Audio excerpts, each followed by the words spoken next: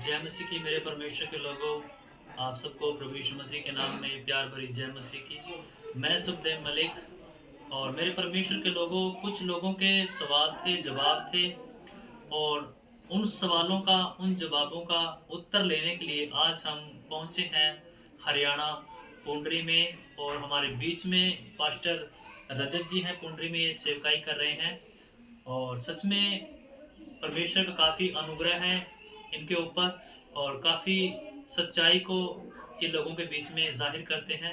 और उसी सच्चाई को हम लेकर इनके पास आए हैं और इनसे कुछ सवाल जवाब पूछेंगे। क्या ये सब कुछ करना हमारे लिए सही है या गलत है? हमारा मेन मुद्दे क्या है?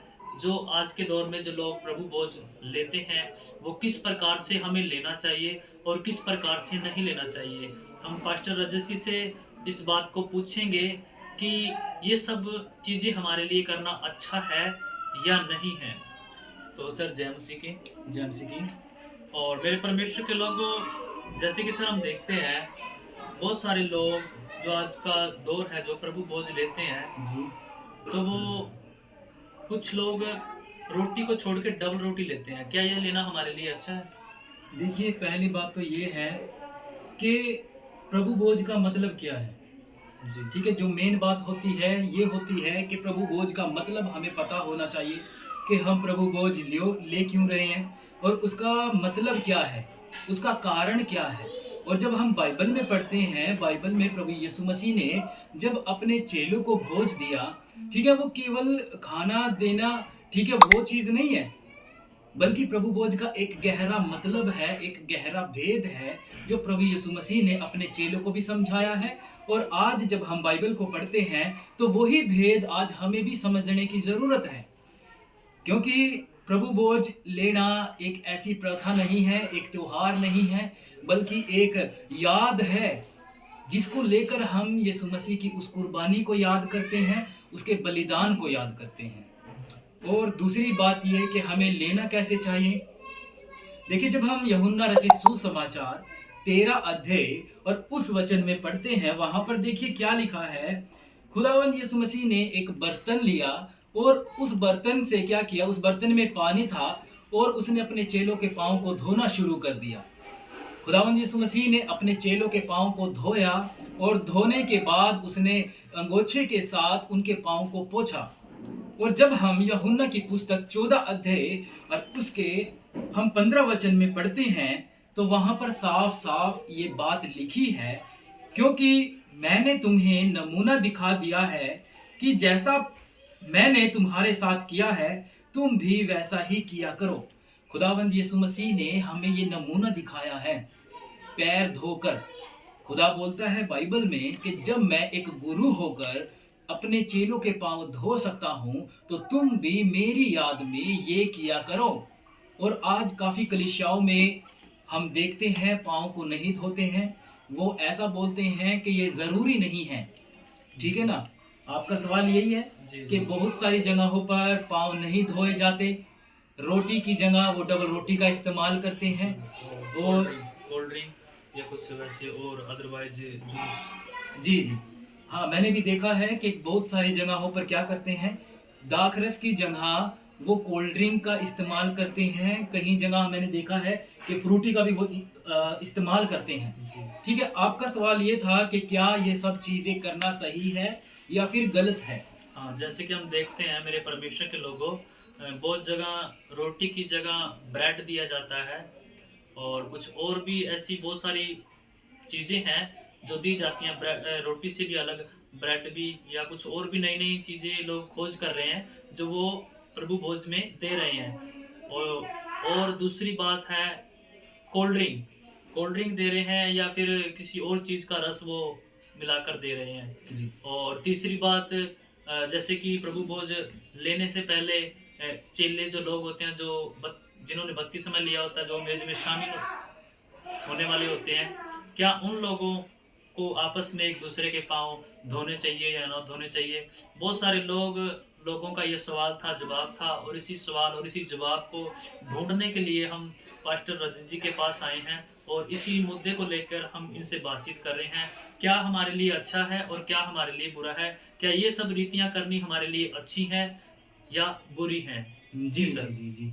अभी देखिए जैसा कि मैंने पहले भी बोला है यूहन्ना की पुस्तक में, ठीक है ना? और उसके 13 अध्याय और उसके 15 वचन को आप गौर से पढ़ सकते हैं। वहाँ पर साफ-साफ लिखा है कि मैंने ये नमूना तुम्हारे सामने रख दिया है और तुम भी ऐसा ही किया करो।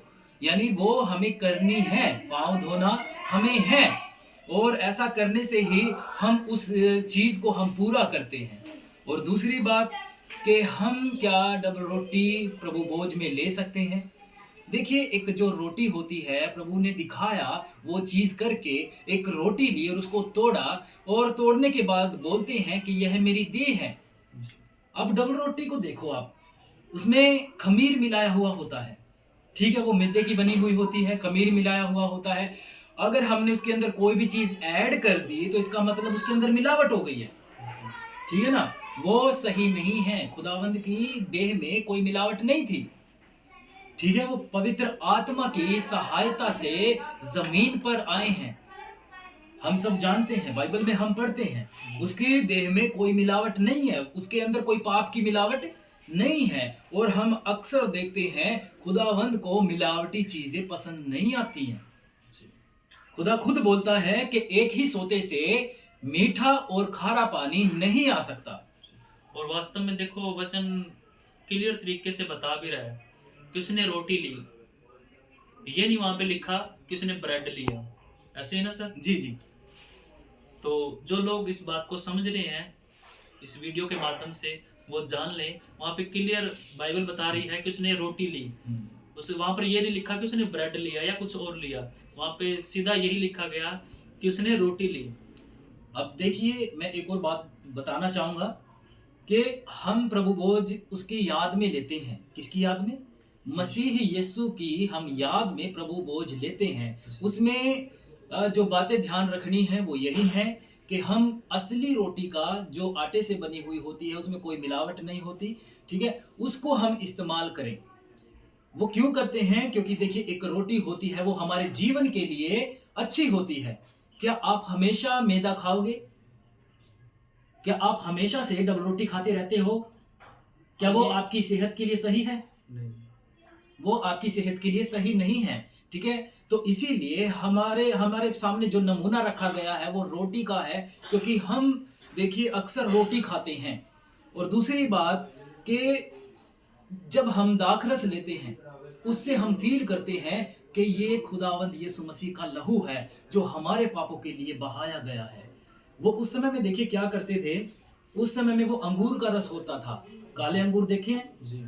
काले अंगूरों का वो रस निकालते थे हम काले भी बोल सकते हैं, सफेद भी बोल सकते हैं, या काले? काले थे वो, अच्छा ठीक। ठीक है ना?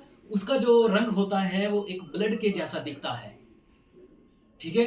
उसका ब्लड के जैसा दिखता है ताकि हम उसको देखें और याद करें उस लहू को जो यीशु मसीह ने बहाया है। इसीलिए उस समय में क्या किया था, जो वो ब्लैक अंगूर थे, ठीक है ना, उसका वो उन्होंने जूस लिया और उसको अपने चेलों को बांट दिया है ताकि वो याद रखें कि यह मेरा वाचा का वह लहू है जो बहुतों के पापों की क्षमा के निमित्त बहाया जाता है। और आखिर में खुदावंद यीशु मसीह बोलते हैं कि तुम मेरी याद में ऐसा ही किया करो। जी देखिए, अब देखिए लोग क्या करते हैं, फ्रूटी, ठीक है, फ्रूटी ले आते हैं, ठीक है ना, अलग अलग कोल्ड ड्रिंक का यूज करते हैं अपनी इच्छा के अनुसार। क्या हम उनसे उनके रंग को देखकर, उनके टेस्ट को देखकर क्या हम बोल सकते हैं कि वो खुदा का ब्लड है? नहीं। क्या वो फीलिंग हम लेंगे? और उचित रीति क्या है?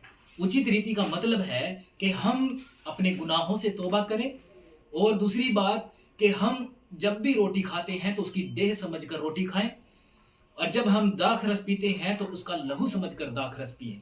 अब हम पी रहे हैं ओनली फ्रूटी, ठीक है, उससे क्या हमें देखने को मिलता है कि ये उसके ब्लड के जैसा है? बिल्कुल भी नहीं है। हम बात ये भी आती है, यदि यीशु मसीह बाइबल के अंदर ऐसा बोलता है कि आप लोगों को ये फ्रूटी पीनी है तो आप फ्रूटी पियो। मेन टॉपिक है कि बाइबल में क्या लिखा है, बाइबल हमें क्या बताती है। और वचन में लिखा है कि तू इस वचन से, इस व्यवस्था की पुस्तक से ना तो दाएं मुड़ना और ना ही बाएं मुड़ना। लेकिन हम जब ऐसा काम करते हैं तो हम दाएं बाएं मुड़ते नहीं, बल्कि हम पीछे भी मुड़ के देखते हैं। ठीक है ना, मुझे क्या पसंद है। जी जी। और जी। जैसे कि सर देखो, बहुत सारे लोग क्या करते हैं, प्रभु भोज ले लिया, वही कलाम को पूरा कर लिया, सिंपल रोटी ले लिया जी। और दाग का रस बना लिया, हम्म। वो सब ठीक है। फिर कहाँ पे गड़बड़ करते हैं, वो पाँव नहीं धोते। हम्म। जो प्रभु भोज लेने वाले होते हैं, जी जी जी। वो बोलते हैं ये कोई जरूरी नहीं है, हमने ये रीति पूरी कर लिया, तो ये रीति करना हमारे लिए जरूरी नहीं है। इसके विषय में आप क्या कहना चाहोगे। देखिए, वचन में लिखा है कि तुम अगर किसी भी बात में चूक रहे हो, बाकी बातें तुम कंप्लीट कर रहे हो, पूरा कर रहे हो, लेकिन एक बात में भी अगर तुम चूकते हो तो तुम स्वर्ग राज्य में प्रवेश नहीं कर सकते। ठीक है, पांव धोने का मतलब केवल पांव धोना नहीं है, अपने आप को नम्र और दीन करना है। खुदा ने वहां पर दिखाया है, और साफ साफ यूहन्ना रचित सुसमाचार 13 अध्याय उसके 15 में लिखा है कि यह नमूना मैंने तुम्हारे सामने रख दिया है और तुम ऐसा ही किया करो। एक बार करने के लिए नहीं बोला है, बल्कि इसको तुम ऐसा ही किया करो, रूटीन में उसको किया करो। जब भी तुम इकट्ठा होते हो ऐसा किया करो, ताकि तुमको स्मरण रहे कि मैंने भी एक गुरु होके तुम्हारे पाँव को धोया है, तो तुम भी एक दूसरे के पाँव को धो। जी। तो सच में मेरे परमेश्वर के लोगों, आज परमेश्वर के दास के द्वारा हमारे बीच में पास्टर रजत जी हैं, जो इन्होंने बाइबल से हमें बताया है, और आप सब लोग पढ़ भी सकते हो इन वचनों को जो आप लोगों को बताए गए हैं। सर एक बार आप फिर से रिपीट कर दें, इन वचनों के अंदर ये बातें सब लिखी गई हैं जिन लोगों को नहीं पता। सर एक बार आप रिपीट कर दें इस बात को। हम यूहन्ना रचित सुसमाचार 13 अध्याय को पढ़ सकते हैं, वहां पर साफ साफ लिखा है, और सारी की सारी चीजें जो है इसमें लिखी हुई है, कोई भी बात छिपी नहीं है। जी। तो सर आपका बहुत बहुत धन्यवाद हमें अपना कीमती समय देने के लिए। जी जी। और परमेश्वर आपको और आपकी सेवकाई को और बढ़ाए, ये हमारी प्रार्थना है। और मैं चाहूँगा कि आप छोटी सी प्रार्थना जो हमें यूट्यूब के माध्यम से देखते हैं, फेसबुक के माध्यम से देखते हैं, आप उन सब के लिए प्रार्थना करें ताकि सुनने वाले लोग आशीष को पाएं। जी, आइए हम प्रार्थना करेंगे। जी। हालेलुया, धन्यवाद करते हैं खुदावंद, तेरा शुक्रिया अदा करते हैं, तेरी तारीफ करते हैं। प्रभु तेरा वचन सच्चा है, बाकी मेरे परमेश्वर इंसान अपनी बुद्धि का भी इस्तेमाल कर सकता है, लेकिन खुदावंद जो तेरे वचन में लिखा है प्रभु, वो तेरे लोग सीखने पाए। खुदावंदा, जितने लोग इस संदेश को सुन रहे हैं परमेश्वर, वो ठोकर ना खाए, बल्कि मेरे परमेश्वर सही रीति से, अच्छी रीति से वो तेरे वचन के अनुसार चलने वाले हो जाएं। प्रभु तेरा वचन ही है जो रिहा करता है, तेरा वचन ही है जो आजाद करता है। प्रभु मैं भी प्रार्थना करता हूँ जितने लोग सुन रहे हैं, हर एक को प्रभु छू कर आशीष देना खुदावंदा, ये आजाद होने वाले हो जाएं। क्योंकि प्रभु कई बार ऐसा होता है कि लोग तुझ पर ईमान रखते हैं, लेकिन फिर भी अपनी पुरानी बातों के गुलाम रहते हैं। प्रभु वो सभी आजाद हो जाए। खुदावंद प्रभु जी, हमारे द्वारा पढ़ा जाना और सुना जाना बाईस से बरकत का सबब हो। खुदावंद यीशु मसीह के नाम से प्रार्थना मांगते हैं, आमीन आमीन। तो मेरे परमेश्वर के लोगों, सच में परमेश्वर के दास ने हमें बाइबल से बहुत सारी आयतें हमें बताई हैं, जिनके द्वारा हम पढ़कर उस सच्चाई को जान सकते हैं, क्या हमारे लिए करना अच्छा है, क्या हमारे लिए करना बुरा है। यदि हम परमेश्वर के वचन को छोड़कर कुछ और कर रहे हैं, तो वास्तव में वो सब किया कराया हमारे लिए व्यर्थ है। जी। तो सच में मेरे परमेश्वर के लोगों, हमारी कोशिश रहती है आप सबके लिए कि प्रभु की महिमा के लिए और आप सबकी उन्नति के लिए कुछ नया आप सबके बीच में लेकर आ सके। और जो हमारा चैनल है हरियाणवी, हिंदी, पंजाबी, इन 3 भाषाओं को लेकर चलता है, और इन 3 भाषाओं के द्वारा आप तक हम कोशिश करते हैं कि परमेश्वर का संदेश ज़्यादा से ज़्यादा आप लोगों तक पहुंच सके। और आप सब लोग भी हमारे इस चैनल को फॉलो करें और अपने सभी परमेश्वर के लोगों तक वीडियो को शेयर करें, ताकि वो लोग उस आशीष, उस बरकत को पा सकें जो आशीष आप लोग और हम लोग पा चुके हैं। आप सबको प्यार भरी जय मसीह।